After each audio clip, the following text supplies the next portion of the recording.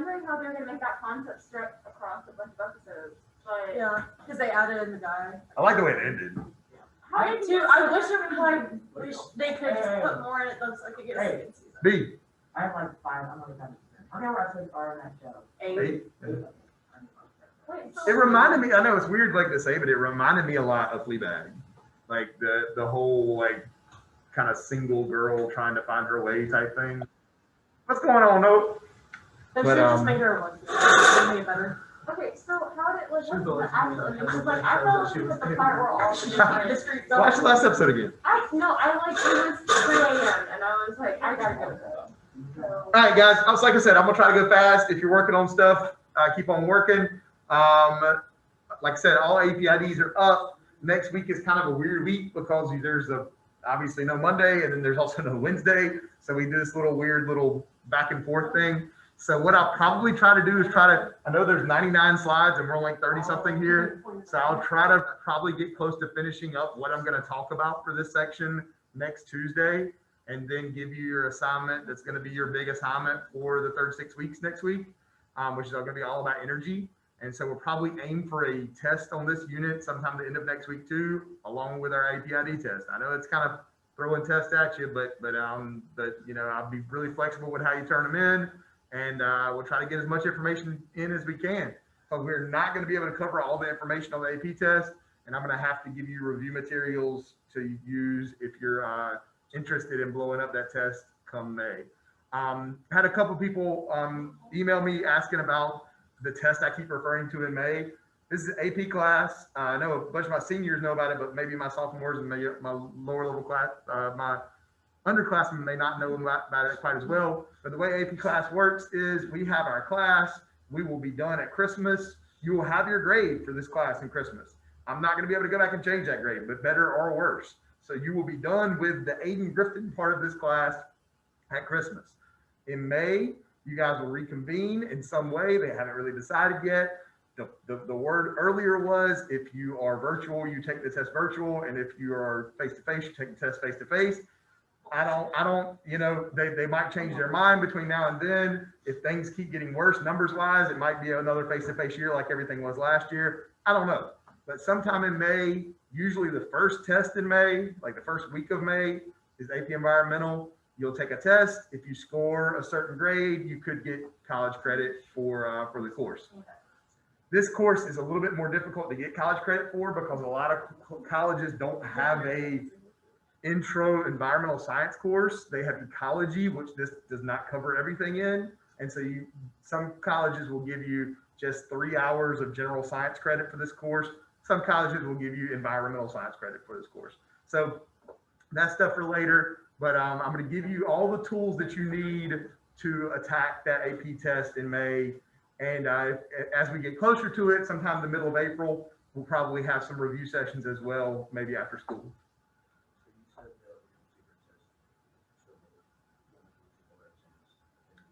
Okay, so you'll have a teacher-made test for me that we'll see about. That's going to count as your exam grade. And then you have the AP test in May. The AP test will have nothing to do with your high school grade. It'll be whether or not you get college credit based on that AP grade test. I don't know if you're much of reading about this today, but do we still not know if we have to take the teacher test? We will have to make, this is officially unofficial, okay? That we are going to take teacher-made tests. Whether or not the county says we have to count on this 25% or 20% or whatever is up in the air. But we are going, Aiden Grifton teachers kind of leadership has decided that regardless of the decision the county makes, we're still going to take teacher-made tests. Again, unofficial, but most likely the final exams and your teacher-made final exams will be there to help you, not hurt you. That is. Is there a way to like opt out of that? Like, and I think it's probably going to be the normal exemption stuff. If you have an A or a B, you're probably good. If you want to take, if you have an A or B and you want to take it to try to get to an A, possibly. Yeah. All right. So I'm gonna give myself a thumbs up. No to edit out all that garbage. And if you haven't noticed, today is Jersey Day, and this is my jersey I wore when I played for East Carolina. So I know Ava believes that. All right, so we're rolling on with stuff. This is pretty easy. I'm gonna fly by pretty quick. You got different words that kill different things: rodenticide, fungicide, insecticide, herbicide. Pretty straightforward. One of the problems with any side is resistance to it. You guys know enough about. Everybody's had biology. My freshmen might not have had biology. Y'all take biology yet? Technology right now. Taking biology at this moment, okay? Yeah. Well, one of the things you learn when you learn about genetics is resistance. I think you actually might be doing it right now. Yeah. If you have something that kills a population but leaves one or two things alive, those one or two things are going to then reproduce, and the next generation is going to be more resistant to whatever killed the previous generation. And so the more you use herbicide, the more you use any of these things, the more likely you are to gain resistance to it. So that's kind of one of the problems with them.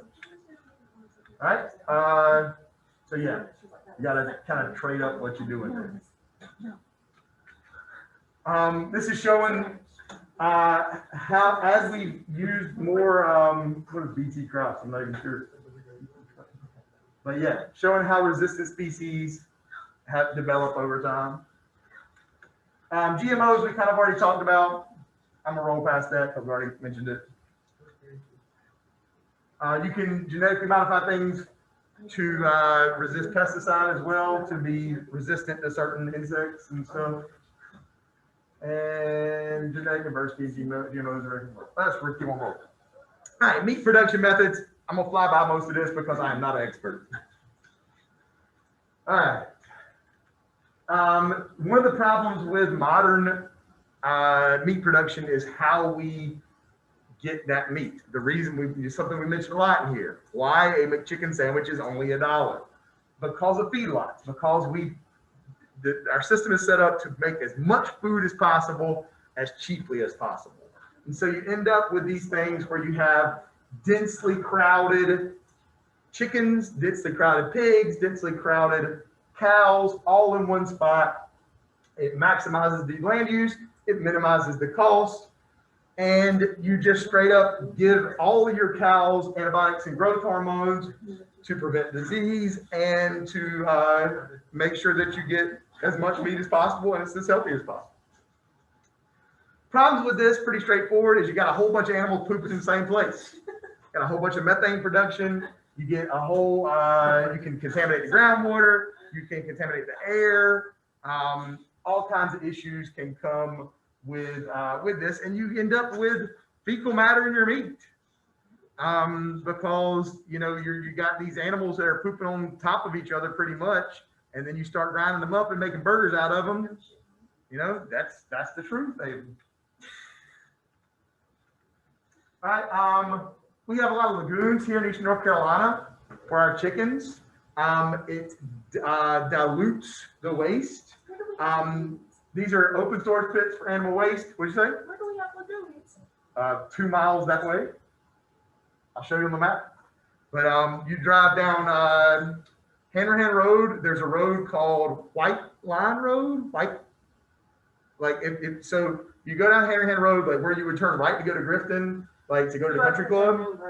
What? I don't know road names. Listen to me. You know these areas. So you know where the Indian Trails Country Club area of Grifton is? No. Maybe not. Okay. Well, if you're driving to the beach on Hanrahan Road, Okay. you can take a right and go to Grifton, or you can take a left and go down I think it's White Post Road or White Line Road. Go down the end of that road, and there's a road that runs parallel to Hanrahan that has multiple chicken lagoons on it. All kinds of things going on with this. Usually if you can maintain them and keep them well aligned so you're not infiltrating into the groundwater, they can be a really good way to dilute your waste. But if you get seepage into the groundwater, or you get flooding and the spillage from the lagoons into your lakes and rivers and streams, it can be some real problems. End up with E. coli in your water, all kinds of antibiotics in your ecosystem. Yeah. So all kinds of things can go on with this. Actually, I mean, Ava doesn't believe me, so let's just bring up a picture of it real quick. I'll show you how close lagoons are to where we are right here. could have just said What's up? I asked Ava Teresa for her coffee, and instead of saying yes or no, she looked at me and finished the entire thing while holding eye contact with me. I don't know what you would say. Y'all forget to take your medicine this morning? I got 3 hours of sleep. Sorry, I slept for 4 No, hours. I did not have it. I should have.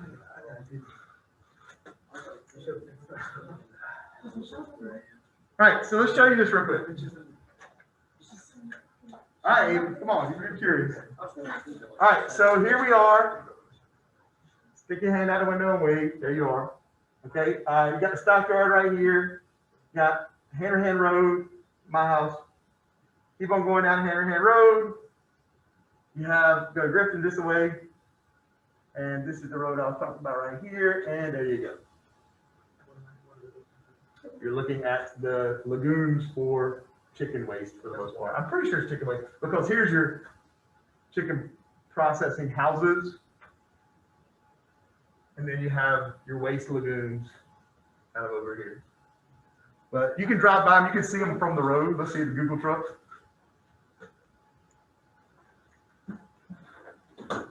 Yep. So I mean that's showing. I mean it's not by the highway, but it's not far away from where you are. And there's all kinds of aeration for these guys. They're usually kind of raised up with maybe like man-made dikes is one way to think about it, that hold back the water and prevent it from going into the forests and stuff here. But like I said, we're talking 2 miles from where we stand right now. Gum Swap Road's the name of the road. And yep. So very close to where we are right here. So if you want to zoom out and look at where we are, let it load a little bit. So here we are, right there. There's the school track. There's the lagoons. Actually, might be some on the other side too. Actually, that's the power plant or solar power on the opposite side of our road. You never noticed that? That's what we're going to talk about next, though. All right, let's keep it rolling. All right, so like I said, lagoons can be good to keep it in, but then this is a picture of a flooded area. When the Neuse River floods, one of the biggest problems is contamination from the lagoons into the waterways and carrying it all out to the ocean. Yeah. Wait, so Go ahead. why did they opt to put the lagoons in the ground versus in a container? Money. It's a whole lot easier to dig a hole than it is to build a giant pool. Yeah, I mean, usually they're lined with some type of fabric or that tries to prevent seepage. But does Absolutely.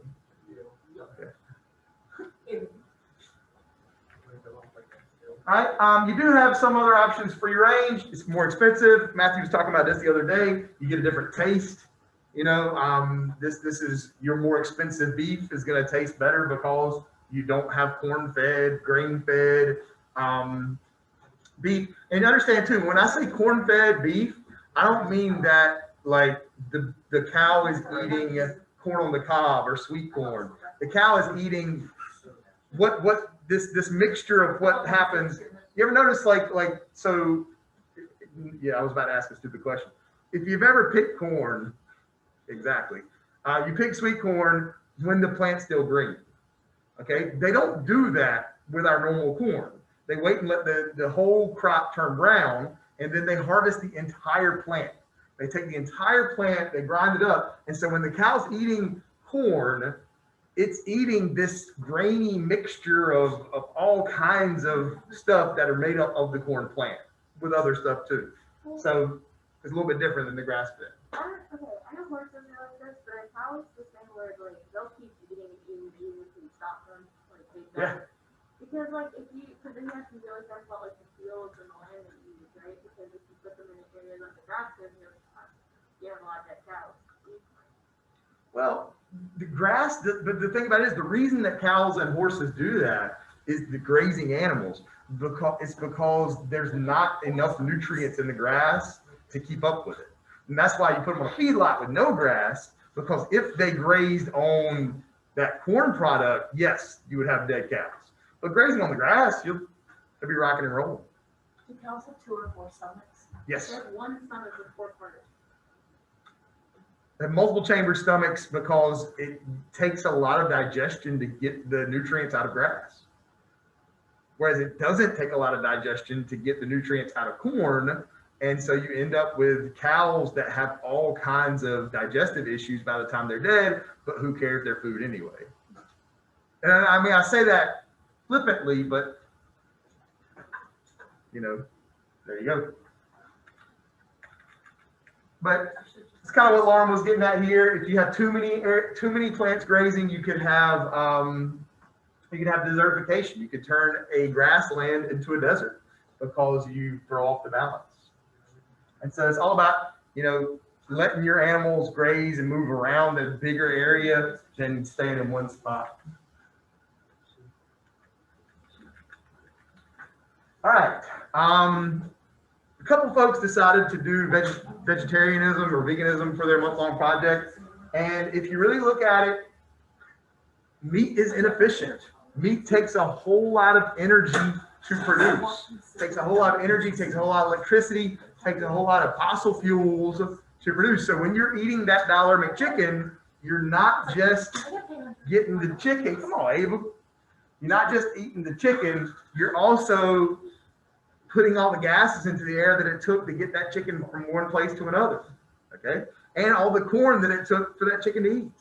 So it's rough when it comes to energy, when it comes to meat. Now, you can have all kinds of arguments that get made about land use and how we need more land if everybody was vegan or everybody was vegetarian. But you know, when it comes to just money-wise, it is so much more expensive or less expensive from a production value and a cost to the environment value to eat plants. And I'm not getting into the trade-offs of, you know, should everybody be vegetarian or not, because it is a little bit more complicated than that. But meat's expensive. All right, let's do some fishing. Impacts of overfishing. All right, pretty straightforward. The more you fish, the less fish that are going to be able to make it, and the species that you're not targeting become overpopulated and throw off the balance of your ecosystem, and you end up with all kinds of problems. So pretty straightforward. You have less fish, there's less money to be made. Not really complicated. All right, bottom trawling is a strategy to get a whole bunch of fish really, really quick.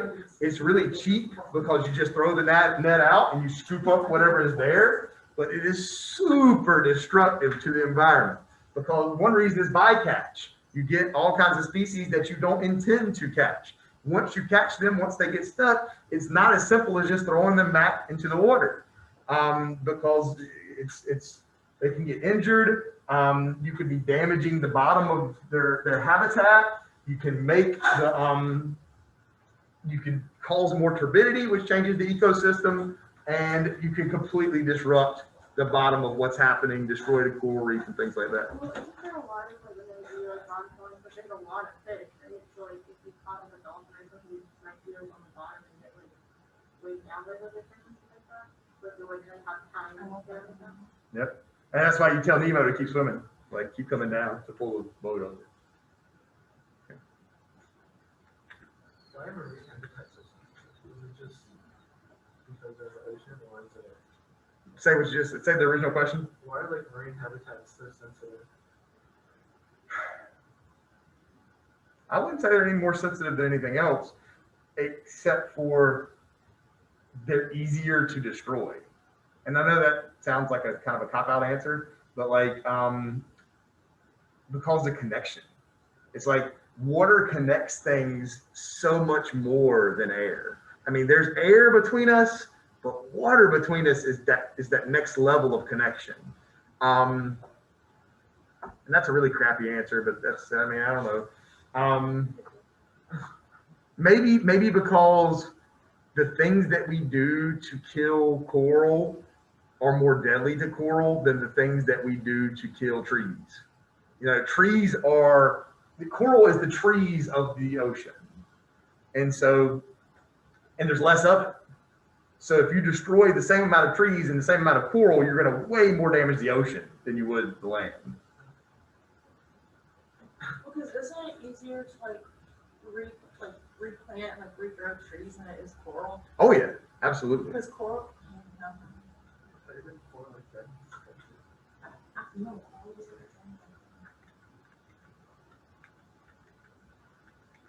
Right, so fishing down the food web is the trophic cascade.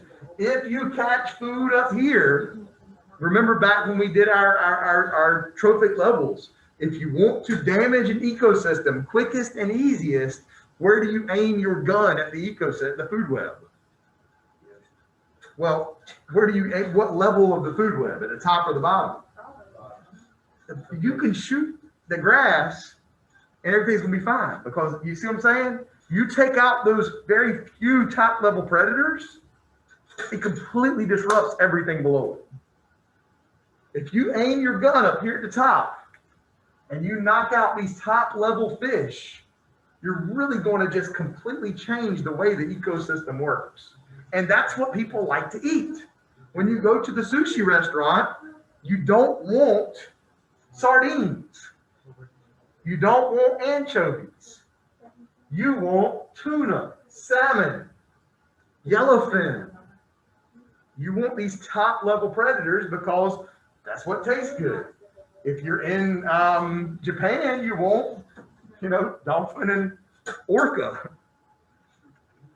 No offense to Japan. What? Is that racist? I don't know. Let's watch the code.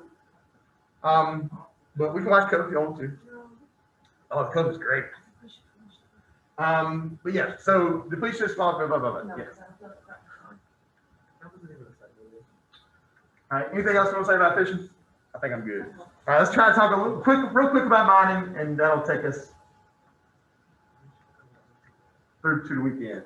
All right, so you start off with ore. Ore is anytime you have deposited concentrated minerals that's harvested and used for raw materials. A reserve is a resource that's there that can be mined, and metals are obviously any metal. It's pretty straightforward. But showing you some examples of metals that can be mined. Showing you the reserve that we have in the United States. In the United States, we are already out of nickel, cobalt, manganese, and chromium. A little bit of aluminum left. Worldwide, you have a lot more, but just kind of showing you the depletion of minerals on our planet. And you have the damage you do to the ecosystem to get to this stuff. That's your overburden. Then you have tailings and slag is the leftover waste material once you get everything out. So the ecosystem that gets left behind once you mine minerals is your tailings and your slag. Showing you an example of another mining situation. Where's the closest major mining thing for us? If we're able to take our field trip this year, which bless our COVID riddled hearts, it's not looking like it. But if we're able to take our field trip this year, the last time we had this class, we took our field trip to the closest major mine. Yep. So go back to our map. All right, so here we are at Griffin. Where's my mouse? There it is.